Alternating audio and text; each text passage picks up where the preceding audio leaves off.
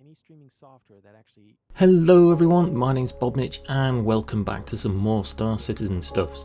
This one isn't so much a look at what is coming in 3.8, although it may be something in 3.8 that you've not seen just yet, depending on what you've seen so far.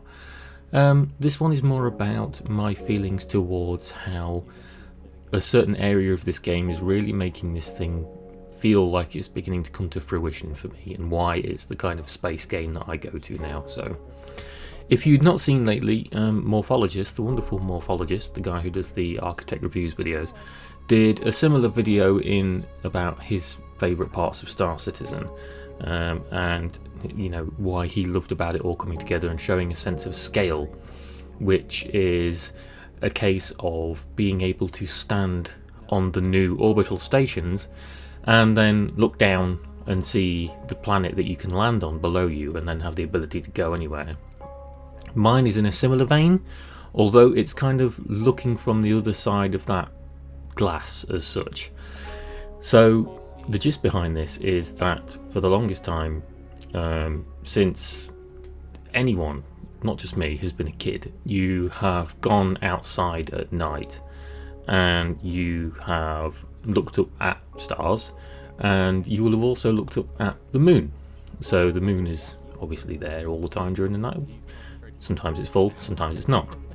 Due to the wonders of modern technology as well, you can use something like an application or NASA's website, and you can find things like the International Space Station, and you can track it to where it is and if it's coming past in your area during the night, so that for a few wonderful minutes in the evening you can see this bright light trail across the sky as the sun reflects off the solar panels.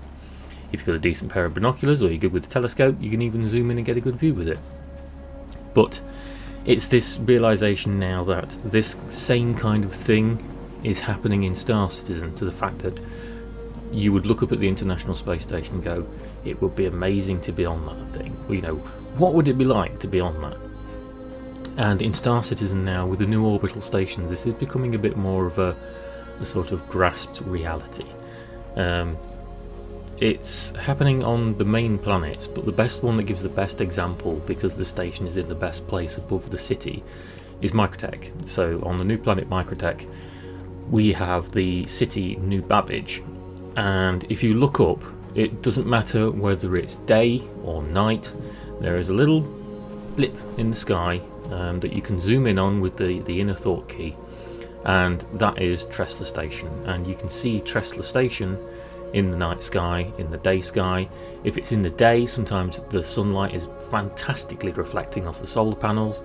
If it's in the night, it's quite hidden, you have to search for it, but it's there. And it's that same kind of sense of awe that you would look up and go, that's like a gigantic thing in the middle of space. And the difference in Star Citizen is that you can jump into your ship and you can go there, and you can slowly make your way out of the atmosphere, and you can go to this station, and it doesn't suddenly look like this tiny thing anymore. It's this enormous structure that's, you know, a good mile or two across, hovering above the city. And you can go around on it, you can wander around on it, you can go inside it, and then you can do the fantastic thing of just getting out of your ship, turning around on the landing pad, and just looking over the edge of the landing pad to see where you had come from, so that you can zoom in down on the city, not just to look down at the city, because the level of details are still being worked on for that kind of, I don't know what the term would be, pop in, so that you would see, you know, all the buildings and everything pop in, but the fact that you can zoom in and look at the exact building that you may have been stood in, that you took off from, so you can literally circle the building that you took off from. It's that sense of awe and that sense of scale now that's being introduced in the game that is something that's very special for me, and why I'm beginning to love this game so much. Such to the point now that a lot of the time that I've been playing in the new PTU is just running backwards and forwards between Microtech, trying to you know, check out the different areas on the planet, maybe try and find some hidden buildings that they may have put in or something like that.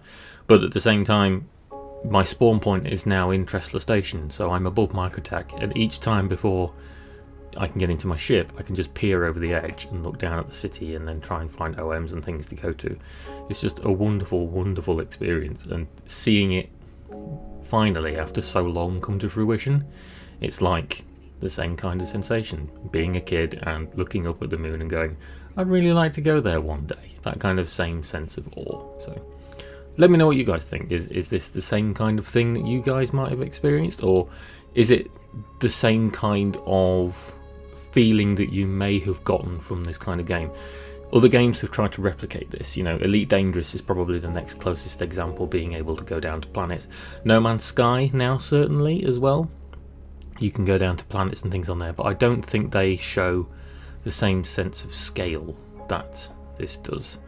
You know, it kind of boggles the mind a bit where you were first being able to walk on Daymar or Yayla in Alpha 3.0, and when we had decent frame rates, respectable frame rates, and you could turn around and see Crusader hanging in the sky there.